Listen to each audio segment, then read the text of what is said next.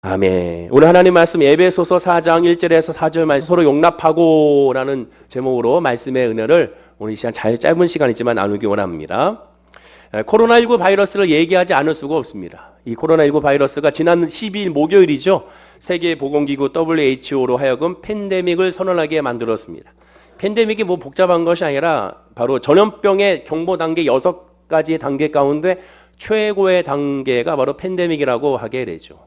따라서 간염병, 세계 유행이 바로 이 팬데믹 선언이라고 말을 하게 됩니다.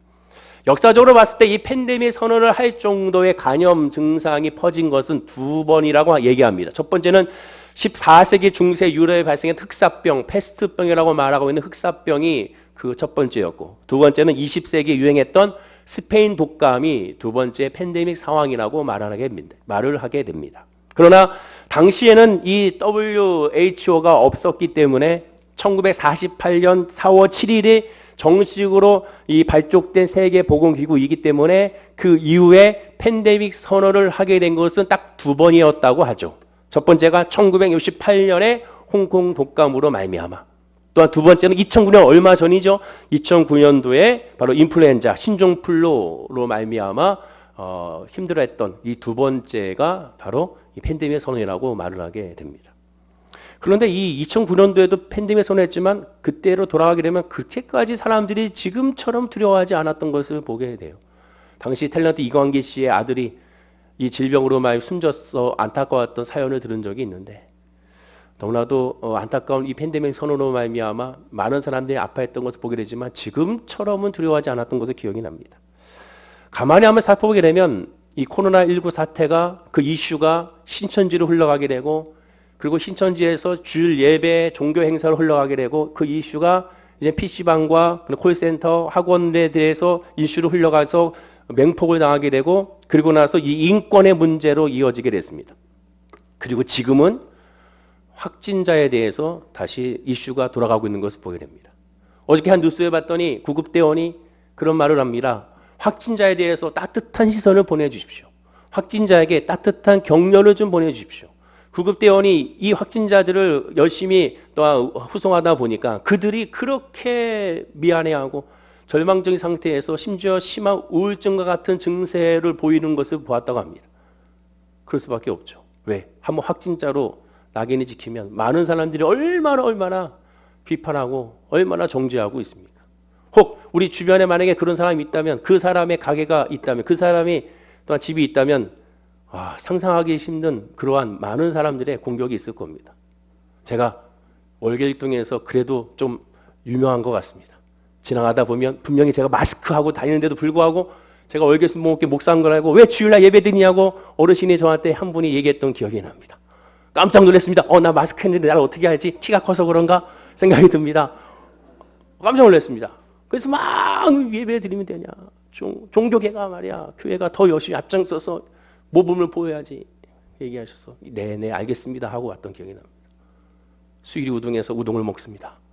그랬더니 갑자기 옆에서 주일날 왜 예배 드리냐고 우동 먹는데 얘기하는 분이 있었습니다. 제가 이만큼 월계일동에서 알아주는 사람입니다. 여러분. 사람들이 그렇게 얘기합니다. 심지어 욕설을 하는 사람도 들을 수 있습니다. 그러니 확진한 자에 대한 모습이 어떠한 모습을 보일까요? 주변을 둘러보십시오. 세계적으로 잘 이겨나가고 있지만 갈등과 반목, 그리고 미움과 정죄가 코로나19보다 더 빠르게 퍼져나가고 있는 것을 보게 됩니다. 이와 같은 현상은 불신자뿐만 아니라 성도들에게도 있는 것을 보게 돼요. 이와 같을 때 우리는 본문 2절 말씀을 묵상해야 됩니다. 모든 겸손과 온유로 하고 오래 참음으로 사랑 가운데서 서로 용납하고. 적어도 불신자들은 그럴 수 있습니다. 그러나 예수 믿는 사람만큼은 사랑 가운데 서로 용납해야 한다는 거죠. 이번에 노원구청에서 여러분 다 받으셨죠? 마스크를 나눠줬어요. 고맙잖아요. 그런데 작은 걸 나눠줬어요. 근데 난리가 난 겁니다. 주려면 제대로 주지 이 작은 거 어떻게 쓰냐고. 그래가지고 월계주민센터에서 항의를 많이 하신 거예요. 저도 물어봤어요. 이게 작은데요. 저는 점잖잖아요. 너무 작은데요. 혹시 바꿀 수 있나요? 죄송합니다. 이게 우리는 받은 대로 나눠주기 때문에 이거 바꿔줄 수는 없습니다. 죄송합니다. 그러더라고요. 근데 여기 보니까 붙여놨더라고요. 작은 거 큰 걸로 바꿔줍니다. 바꾸실 분들은 이쪽 돌아서 철문으로 오세요. 써 있어요. 얼마나 많은 사람들이 전화할게요. 주민센터 공무원들이 무슨 잘못입니까? 조도 욕먹는 그런 모습이 되고야 말았습니다. 사람이라는 존재는 그렇습니다. 서로 용납하고 이해해줘야 되고 서로 감싸줘야 되는데 그렇지 못하는 것을 보게 됩니다. 저도 마찬가지입니다. 우리 모두가 다 마찬가지입니다. 그럼 왜 이렇게 용납하지 못할까? 이유는 간단합니다. 로마서 3장 10절과 12절에 분명히 말합니다. 기록된 바 의인은 없나니 하나도 없으며 깨닫는 자도 없고 하나님을 찾는 자도 없고 다 치우쳐 함께 무익하게 되고 선을 행하는 자 없나니 하나도 없도다. 선한 사람이 한 명도 없습니다. 착한 사람이 한 명도 없어요. 죄송해요. 우리는 다 착하지 않아요. 우리는 다 선하지 않습니다. 우리 모두가 다 불완전한 존재이기 때문에 그렇습니다. 그리고 이 불완전한 사람들, 죄인들이 모이는 것이 바로 교회예요, 여러분. 교회가 바로 의인들이 모이는 곳이 아닙니다. 완전한 사람들이 모이는 곳이 아니에요. 죄인들이 모이는 곳이고 불완전한 사람들이 모이는 것이고 세상 말로 죄송합니다. 찌질한 사람들이 모이는 것이 교회입니다. 금방 삐지고 토라지고 섭섭해하고 사실상 그런 사람들의 모임이 교회예요. 완전한 교회, 완전한 성도는 이 지구상에 하나도 없습니다. 아니 영원토록 있을 수가 없습니다. 예수님과 함께했던 최초의 교회라고 할 수 있는 예수님이 함께했던 12제자, 최초의 12성도를 한번 보십시오. 예수님이 직접 가르치고 예수님이 그들에게 양육했는데도 불구하고 그들의 모습은 어떠했습니까? 놀랍게도 그들은 하나가 되지 못했습니다. 12명인데도 하나가 되지 못했어요. 누가 높은 자리에 앉을지 서로 다투었습니다. 누가 더 예수님의 사랑을 받을지 시샘했습니다. 심지어 수제자 베드로는 어떻게 했습니까? 다른 사람들은 다 예수를 버리지라도 남과 비교하여 자기의 의를 높였어요. 나는 그렇지 않겠습니다. 그 얘기를 듣는 다른 제자들은 얼마나 속으로 화가 났겠습니까? 또 나중에는 직접 예수님을 배반한 사람도 있었고 예수를 저주한 사람이 있었고 약속한 듯 중요한 순간에 예수님 잡혀갈 때 다 뿔뿔이 흩어진 것을 보게 됩니다. 기가 막히게 그때는 단합을 잘했어요. 다 사라지고야 만 것을 보게 됩니다. 그것이 바로 연약한 인간입니다. 우리의 모습입니다. 영적 실상을 우리가 인정해야 되는 것이죠.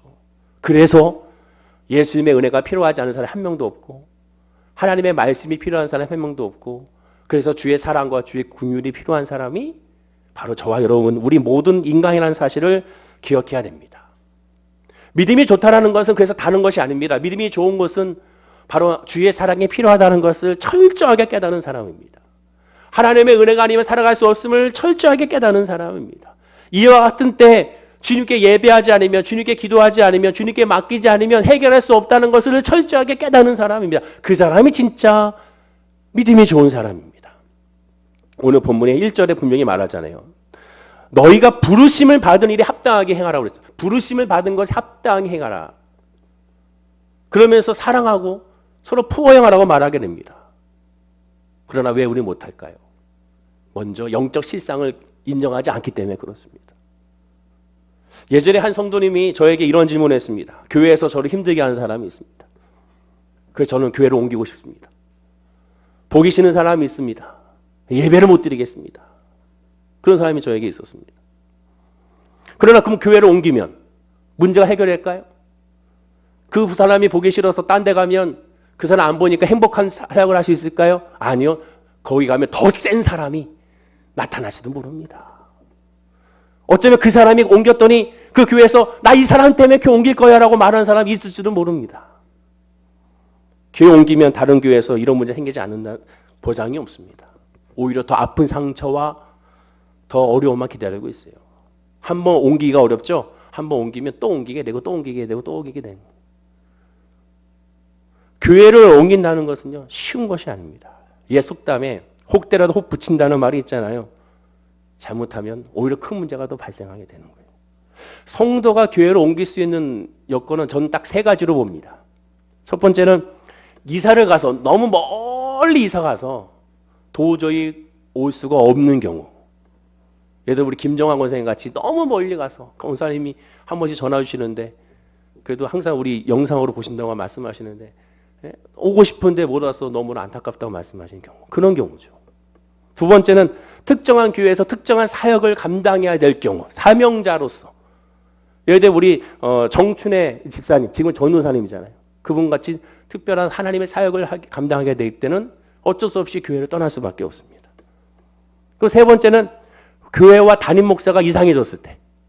저는 괜찮잖아요. 예. 이상한 복음으로 흘러가거나 갑자기 차화용 보혜사를 만나라고 막 하거나 그렇지 그런 경우에는 교회를 떠나야 되는 거죠. 재밌게도요. 여러분 하나님의 교회 여기 가보셨어요? 지나갔는데 거기에 큼직하게 붙여 있어요. 뭐가 있는지 아십니까? 신천지 아웃. 그래서 아니 장길자가 하나님 어머니라고 그러는데 보혜사께서 신천지를 못 이기네. 이만희 보혜사를 못 이기네. 이 생각했습니다. 신천지 아웃 해서 크게 붙여놨더라고요. 그들도 신천지를 무서워하는 것을 보게 됩니다. 이상한 노선으로 흘러가게 되면 그때는 교회를 떠나야 됩니다. 그럼 만약 이렇게 질문할 수 있어요. 내가 너무 힘든데 남아있으면 너무 힘들고 지치는데 어떡합니까? 그럼 가장 좋은 방법은 무엇입니까? 오늘 본문에 답이 나와 있어요. 자, 2절 말씀. 다시 한번 크게 읽어볼까요? 자, 시작. 모든 겸손과 온유로 하고 오래 참음으로 사랑 가운데서 서로 용납하고. 여기 답이 다 나오잖아요. 어떻게 알겠습니까? 오래 참음으로. 세월이 약이다라는 말이 있는데 인내입니다. 인내. 기다림이에요. 사실 믿음이라는 것은 기다림입니다. 성경의 인물들을 보세요. 아브라함도 25년의 기다림. 모세는 무려 80년의 기다림. 다윗은 왕의 기름을 받고 나서 13년의 기다림. 다 기다림입니다. 하나님의 때가 올 때까지, 하나님의 역사가 임할 때까지 기다림의 싸움이 바로 믿음의 영적 전투라고 할 수가 있습니다. 기다려야 됩니다. 내가 그 사람을 용서하게 되든지, 그 사람이 바뀌게 되든지 기다려야 되는 겁니다. 그리고 기다릴 때 기한 기다리는 것이 아닙니다. 본문 1절에 이렇게 말씀합니다. 그러므로 주 안에서라고 말합니다. 모든 것은 주님 안에서 행해야 되고 주님 안에서 기다려야 한다는 거예요. 내가 기다리면 안 돼요. 포기할 수밖에 없습니다. 지쳐요. 보상 심리가 있어요. 그런데 주 안에서라는 것은 내가 하는 것이 아니라 주체가 하나님을 의미하게 되는 겁니다. 그럼 주 안에서가 정확히 무엇입니까? 성경은 말합니다. 요한일서 3장 24절입니다. 한번 읽어볼까요? 시작. 그의 계명을 지키는 자는 주 안에 거하고 주는 그의 안에 거하시나니 우리에게 주신 성령으로 말미암아 그가 우리 안에 거하시는 줄을 우리가 아느니라. 그의 계명을 지키는 자는 주 안에 거하고. 주 안에 거하는 건 뭡니까? 하나님의 계명을 지키는 것이 주 안에 거하는 겁니다. 하나님의 계명을 지킨다는 건 뭡니까? 하나님의 집중적으로 하나님 주권으로 살아간다는 것을 의미해요. 마태복음 22장 30절 40절에 예수께서 이러시되 내 마음을 다하고 목숨을 다하고 뜻을 다하여 주 너희 하나님을 사랑하라 하셨으니 이것이 크고 첫째 되는 계명이요 둘째도 그와 같으니 내 이웃을 내 자신같이 사랑하라 하셨으니 이 두 계명이 온 율법과 선지자의 강령이니라라고 말합니다. 계명을 지키는데 그 계명을 10계명을 그 전체를 다 철저하게 지키는 것을 의미하는 것이 아니라 예수님 말씀하신 이 두 계명 하나님의 사랑 그리고 이웃 사랑을 말합니다. 너희 하나님을 사랑하라. 이것이 크고 첫째 되는 계명 하나님 사랑. 둘째는 내 이웃을 내 자신같이 사랑하라. 이 두 가지라는 것이죠.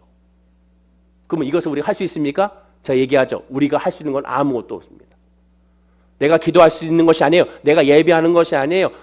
내가 봉사하는 것이 아니라고 거듭 강조했습니다. 내가 하는 것이 아니에요. 복음은 나를 철저히 부인하는 겁니다. 내가 아니요. 하나님의 은혜라고 고백하는 것이 그것이 복음이라고 말씀을 드렸어요. 내가 하나님을 사랑하는 것이 아닙니다. 사랑해지게 되는 것이고 내가 이웃을 사랑하는 것이 아닙니다. 이웃이 사랑해지게 되는 것입니다. 어떻게? 요한일서 3장 24절 후반절에 말하죠. 자, 읽어보겠습니다. 시작.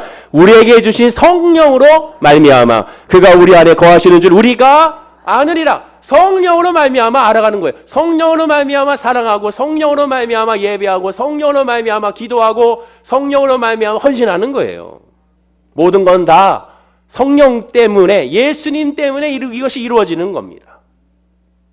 예수님께서 마태복음에서 말씀하십니다. 너희는 먼저 그의 나라와 그의 의를 구하라 라고 말씀하셨어요. 먼저 그의 나라와 그 의를 구하는 것이 단순하게 자, 예배 드리세요. 예배 주일날 어디 가십니까? 예배 드리세요. 이 말이 먼저가 아닙니다.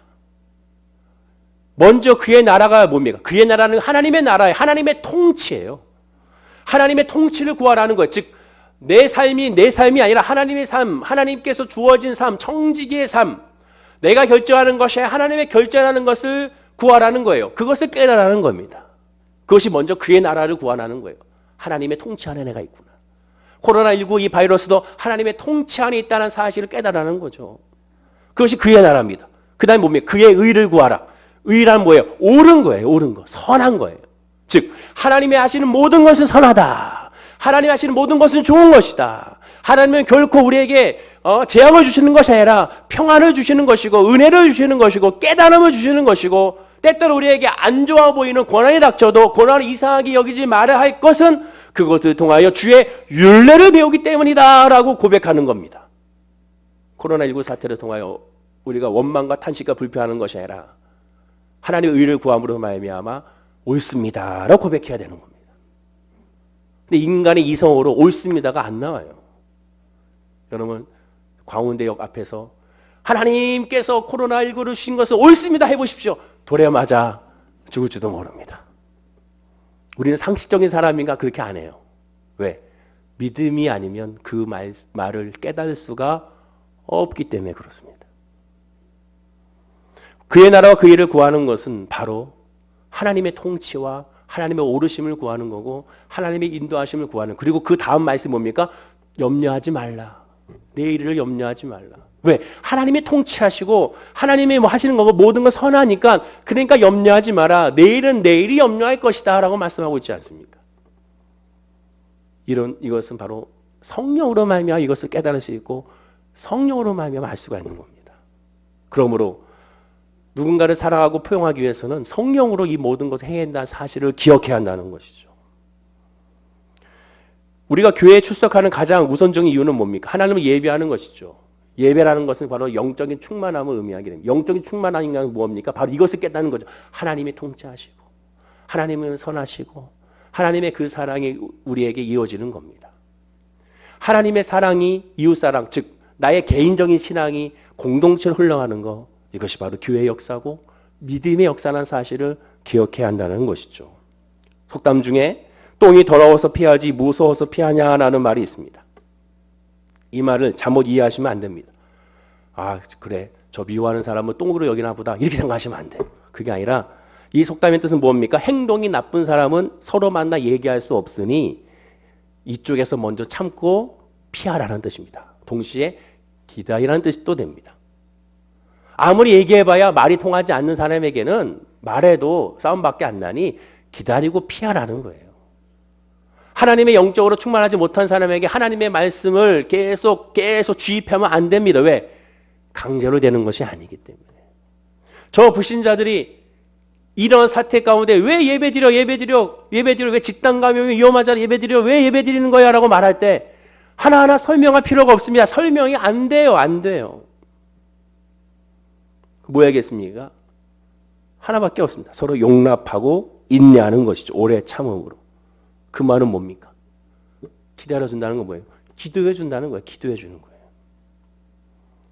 참 희한하죠? 정말로 내가 만나기 싫은 사람이나 함께하기 싫은 사람은 이상하게 만나요. 구역공과 하다가 만나거나 식당에서 밥 먹을 때 밥 타가지고 왔는데 내 앞에 딱 있거나 석기시장 지나갔는데 거기서 딱 만나거나 이렇게 만날 때가 있습니다. 그것도 역시 하나님의 역사죠. 하나님께서 만남을 통하여 깨달아 하시는 모습을 보게 됩니다.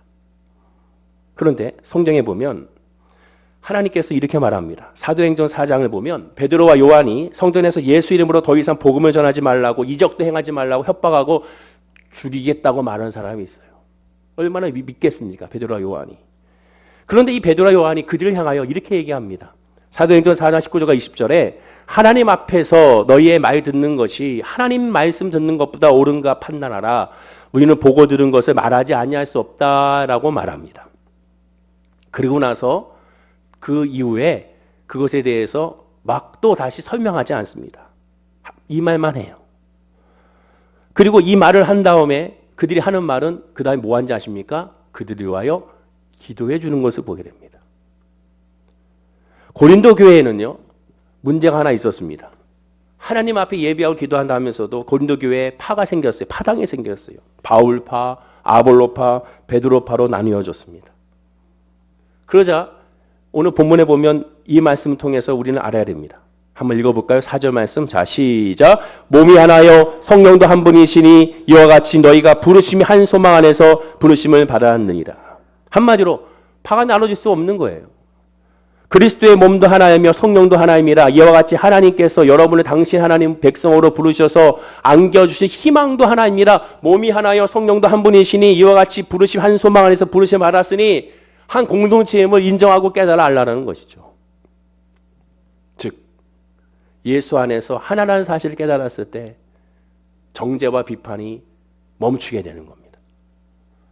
그들과 내가 하나라는 사실을 알아야 돼요. 그를 욕하는 것이 나를 욕한다는 사실을 알아야 한다는 겁니다. 한 소망 안에 있음을 깨달아 알아야 한다는 것이죠.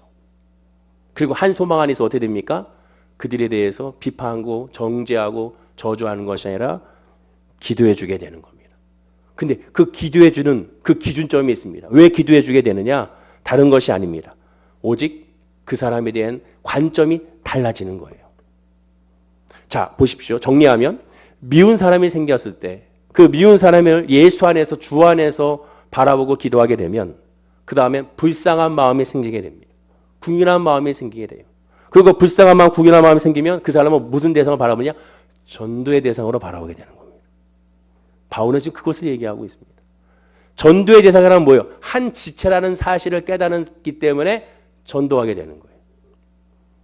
보통 우리가 그럽니다. 미운 사람이 있고 싫은 사람이 있어서 다시는 안 볼 거야, 보지 않을 거야 라고 말합니다. 그러나 예수 안에 있고 성령 안에 있게 되면 다시 안 볼 거야가 되는 것이 그 사람을 위해서 궁인한 마음을 갖게 되고 그 사람을 위해서 기도해 주게 되고 아직 예수의 은혜를 알지 못하고 주의 복음을 알지 못하니 깨달을수록 그 사람을 위해서 더 간절히 사모하고 기도해 주게 되는 겁니다. 바로 이것이 사랑 가운데서 서로 용납하고의 의미가 되는 겁니다. 사랑 가운데 서로 용납하라니까 그래 내가 사랑해야지, 내가 이해해야지, 내가 다 들어줘야지, 내가 포용해야지, 내가 감싸줘야지 이것을 말하는 것이 아니에요. 그것은 인간적으로는 지치게 되어 있습니다. 성령의 역사로 말미암아 감당하는 사랑을 용납하라는 것은 그를 위하여 불쌍한 마음을 가지고 기도해 주는 것이 먼저 핵심이라는 것이죠. 가만히 생각해 보십시오. 예수님을 비방하고 예수님을 죽이려 했던 종교 지도자들, 로마의 병사들, 유대인들이 예수를 향하여 비방과 저주와 침뱉고 돌을 던지며 예수에게 온갖 욕설을 다 퍼부었습니다. 멸시와 천대를 다 받았습니다. 그때 예수님이 하신 것은 무엇입니까? 내가 저들에게 내가 복수할 거야. 내가 저들을 이해시켜야지. 내가 저들에게 좋은 말을 해줘야지. 아닙니다. 주님이 하신 것은 뭐였습니까? 기도밖에 없었습니다. 기도. 저들이 하는 것을 알지 못하나이다. 저들을 용서하여 주옵소서. 예수님의 제자들이 성령의 충만을 받고 나서 복음을 전했을 때 당시 종교 지도자들과 유대인들이 이 예수님의 제자들을 죽이려고 했습니다. 그때 예수님의 제자들이 무엇을 했습니까? 똑같은 행동을 하게 됩니다. 복음만 전하게 됩니다. 예수만 전하게 됩니다. 그들과 말다툼하지 않았습니다. 그들과 싸우지 않았습니다. 아그리빠 왕 앞에서 사도 바울은 당신도 나와 같이 되기 원합니다. 내가 이 쇠사슬을 묶여 있는 것만 제외하고 당신도 나와 같이 되기 원합니다. 라고만 얘기했습니다. 왜 내가 이렇게 해야 되는지에 대해서 말하는 것이 아니라 예수만 전했어요. 왜? 예수밖에는 답이 없기 때문에 그렇습니다. 전도할 대상을 두고 우리는 싸우지 않습니다. 그렇죠. 여러분들 전도할 대상과 싸웁니까? 전도할 대상을 이해시키려고 막 열심히 합니까? 아니에요. 안타까운 심정으로 기도해주고 또 예수를 전하고 또 기도해주고 또 예수를 전하고 또 기도해주고 그 다른 말로 고구마 전도법이라고 하죠. 익었는지 확인하고 또 예수 전하고 또 익었는지 확인하고 또 예수 전하고. 왜? 인간의 이성과 지혜로 이해할 수 없으니 안타까운 마음으로 기도하고 찔러보고 기도하고 예수 전하고 기도하고 예수 전하고 반복하게 되는 것이죠. 우리가 교회에서 우리 성도를 대하고 이웃을 대할 때 그렇게 대해야 한다는 겁니다. 결론적으로 말해서 교회 안에 미운 성도는 어느 교회나 반드시 있습니다. 교회 밖에 미운 사람은 더욱더 많습니다. 아니 집 안에 있을 수도 있어요. 이와 같을 때 우리가 해야 될 것은 무엇입니까? 다른 것이 아닙니다. 예수의 마음을 가지고 성령 충만한 가운데 기도해 주는 겁니다. 왜 주일날 예배 드리냐고 말하는 사람들 많습니다. 다른 말 할 것이 없습니다. 기도해 줘야 됩니다. 왜? 이해가 안 되니까. 기도해 줘야 되는 겁니다. 이 사태가 왜 일어났습니까? 우리는 알 수가 없습니다. 그때 해야 되는 건 뭐면 기도하는 겁니다. 그 이후에 어떻게 되겠습니까? 기도하는 겁니다. 지난 목요일날 목사님이 저한테 물어봤습니다. 이 코로나19 사태 이후에 교회가 이 사회를 위해서, 이 지역 사회에서 뭘 해야겠습니까? 라고 저한테 물어보시더라고요. 그래서 제가 뭐라고 얘기했느냐. 뭐 라면 박스를 갖다 주든 마스크로도 챙겨주든 쌀로도 갖다 주든 교회가 먼저 그것을 하는 것이 아니고 먼저 해야 될 것은 먼저 회개하고 정말 우리가 복음으로 살았는지를 한번 돌아보고 정말 예수를 소중히 여겼고 하나님의 은혜를 간절히 사모했는지 정말 이 세상의 빛과 소명을 감당했는지 그리스도인으로서 이 세상에 신뢰를 얼만큼 심어줬었는지 다시 한번 돌아보는 계기가 먼저가 아니겠느냐라고 얘기를 했습니다. 즉, 이 세상에 줄 수 없는 것을 우리가 줘야 되는데 이 세상에 줄 수 없는 예수 그리스도를 과연 얼마나 우리가 집중적으로 기도하면서 복음 안에 살았는지를 한번 점검해보는 계기가 이 코로나19 사태를 통해 우리가 점검해 봐야 될 것이 아니겠습니까? 라고 말했습니다. 그랬더니 이 말을 하시더라고요. 물론 그건 다 아는데요. 다 알고 있는데 그래도 뭔가 지역사회 해야 될 것이지 않겠습니까? 사실 그게 영적 실상인 것이죠. 아는데 안 하잖아요. 아는데 집중적으로 고백하지 않잖아요. 먼저 해야 될 것이 무엇인지를 깨닫지 못하는 모습을 우리가 보이면 안 되는 겁니다. 우리가 예수 안에 있다면 먼저 주님께서 원하시는 것이 무엇인지를 깨닫게 된다면 하나에 먼저 집중해야 됩니다.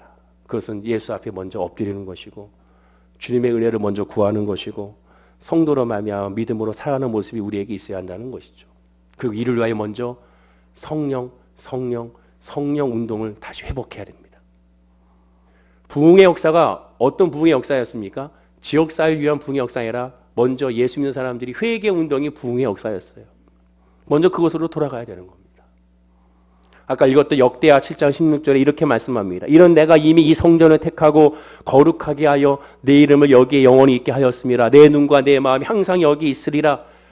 보이는 교회 성전과 보이는 교회 공동체도 말하지만 한 사람 한 사람이 성령이라고 주님은 말씀하고 있습니다. 내가 곧 성전이고 나를 하나님 주목한다고 말씀하게 됩니다. 나를 주목하신 그 하나님이 우리에게 지금 무엇을 요구하는지를 한번 묵상해 봐야 됩니다. 이와 같을 때 하나님께서 뭘 요구하시겠습니까? 지금 여러분에게 요구하신 하나님의 음성이 무엇이겠습니까? 지금 요구하는 것은 단 하나밖에 없습니다. 그리스도인답게 행하는 것이죠. 그리스도인답게 행하는 건 뭡니까? 먼저 예배에 승리하는 겁니다. 예배에 승리해야 인생이 승리하고 예배에 승리해야 우리의 삶이 승리하기 때문에 그렇습니다. 정말로 주님만 바라보는 믿음으로 돌아가는 그런 모습이 모든 것을 사랑으로 용납하는 사람으로 돌아갈 수 있는 첩경임을 우리가 기억하고 깨달아 알아야 되는 것이죠. 예배에 승리하는 사람은 누구를 탓하지 않습니다. 예배에 승리한 사람은 누구를 원망하지 않습니다. 예배에 승리한 사람은 누구를 미워하지도 않습니다. 혹 그런 마음이 들면 예배에 승리한 사람은 주님께 엎드리게 되어 있습니다. 주님을 바라보게 되어 있습니다. 오늘날 우리가 그런 모습으로 지금 이 사회를 바라보고 있는지, 이 사태를 바라보고 있는지, 우리의 고난을 바라보고 있는지, 우리의 교회를 바라보고 있는지 한번 점검해보고 기도하는 저와 여러분들이 되어야 될 줄로 믿습니다. 그것이 예수 안에서 서로 살아가며 서로 용납할 수 있는 지름길이 된다는 것이죠. 3주 전인가요? 제가 신천지 그 사람들, 교회 사람들도 사랑하고 그들을 이끌어준다고 얘기했더니 한 분이 저한테 질문을 하십니다. 어떻게 그들을 사랑하고 그들을 용서할 수 있습니까? 그게 교회가 해야 될 것인데. 그렇지 않습니까? 예수님이 그를 위해 십자가로 돌아가셨는데 그렇게 질문하니까 저는 또 오히려 당황스럽습니다. 지금 14만 4천 이상 되는 그 사람들이 회개하고 돌아올 곳이 없어요. 그들을 어디로 돌아가게 하겠습니까? 그들을 받아줄 곳은 이 세상이 아닙니다. 그들을 회개하고 돌아오게끔 할 수 있는 유일한 곳은 교회밖에 없습니다. 저와 여러분밖에 없는 거죠. 저 하나님의 교회 사람들이 돌아올 수 있는 곳은 우리밖에 없음을, 우리 공동체밖에 없음을 기억하고 우리가 먼저 준비해야 되는 거죠. 무슨 준비입니까? 거창한 것이 아니죠.